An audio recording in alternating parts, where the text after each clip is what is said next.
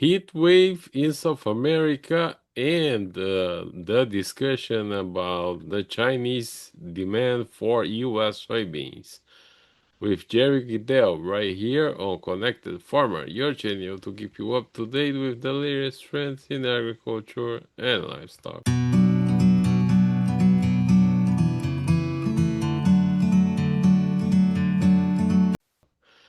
So, Jerry, well, we still have some things to talk about. It was a very slow week in the markets, uh, kind of going sideways on Friday. And we also took a long break of these recordings, but I think we can start with the most marketing impacting aspects, and I think is the weather in South America, and there is a heat wave both in Brazil and Argentina, with rain falling mostly in most of Mato Grosso. Yes, yes.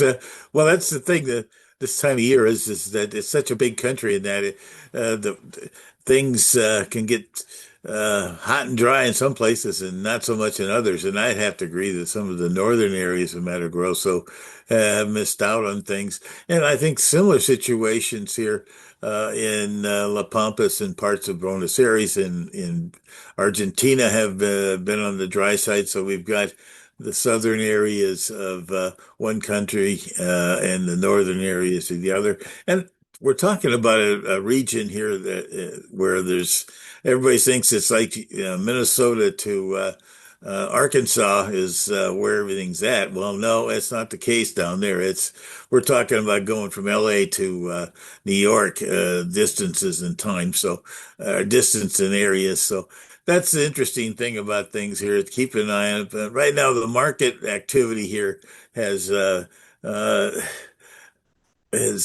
lost some steam here as we've over the last 7 to 10 days under the idea that that excuse me that China has bought a substantial amount of soybeans.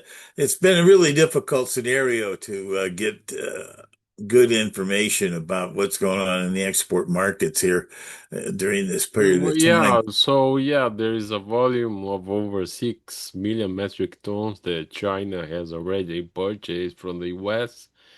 We don't know in the next couple of weeks or in the next month how much more they are going to buy, but I think we can project a slow year in terms of s- overall sales because a lot has already been purchased and we can tell them that they are storing.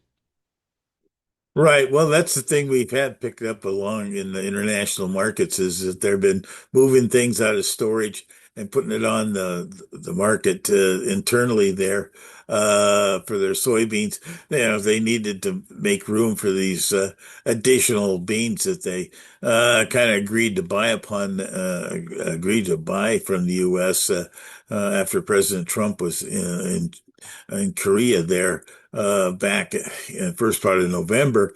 From there, uh, the interesting part of it here is that we've uh, the first 3, 4 million or so of totals we were getting kind of updates through the marketing systems, but uh, back in the mid to say from the 10th through the 20th or maybe 25th or 22nd or so of the month, some buys in there hadn't been picked up yet in the system because of the delay in our weekly export sales.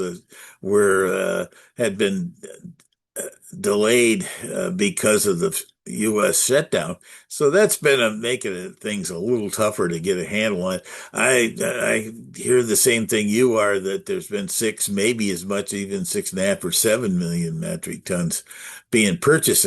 Now, the original idea was 12 million, and that still is a possibility. But when we were kind of feeling like it was four and wasn't getting any more, then that was uh, and then all of a sudden we went to seven. It's kind of saying, well, now what?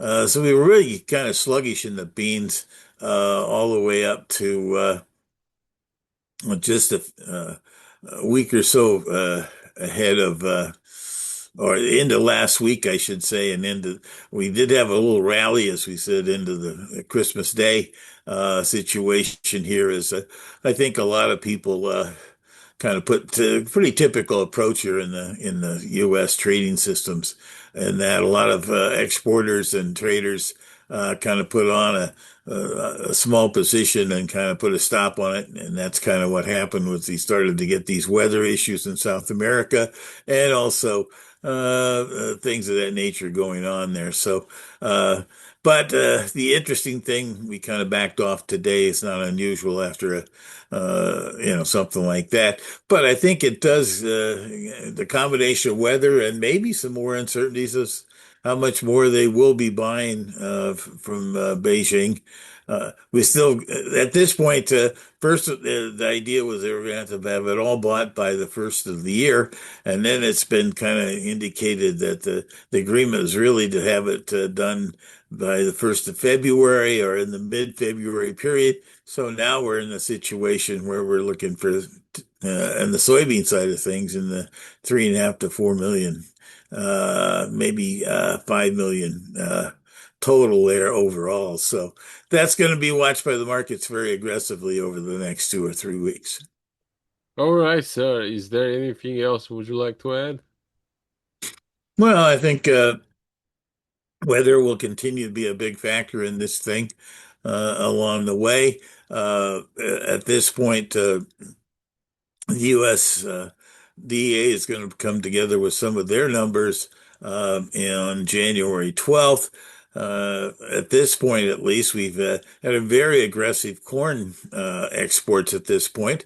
Because I think the idea was, well, without the beans being bought and moved, that we needed to get that moved and done from there. Plus, it was very inexpensive prices. I think the world really looked at it and said, this is a good time to stock up.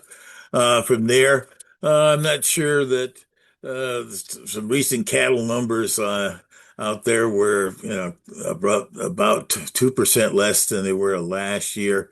And that we had less placements, things like that. So feed demand on corn could be a little curtailed here going forward. We'll have to see on if the USDA agrees with that on the January 12th scenario. On the soybeans, interestingly enough, the crush statistics have been very good. Uh, a combination of a new program out to expand our renewable diesel is looking to, they're expanding that to kind of get ahead of that, ahead of those that needs in the coming year. And then the and then the exports, though, have been extremely low. So it's kind of a mixed bag there on the beans about that. But there's a possibility we might even snake a small portion of the beans export, or bean carryover could come down if we get some reduced yields. And I kind of feel like that there is some to reduce soybeans and corn yields going forward here. But right now, at least, the markets are really going to be concentrating on football games and things of that nature in South American weather. And we won't get really focused on these USDA reports until after uh, January 1st, which is the middle of next week. All right. Thank you very much. Take care, sir, and we'll talk in 2026.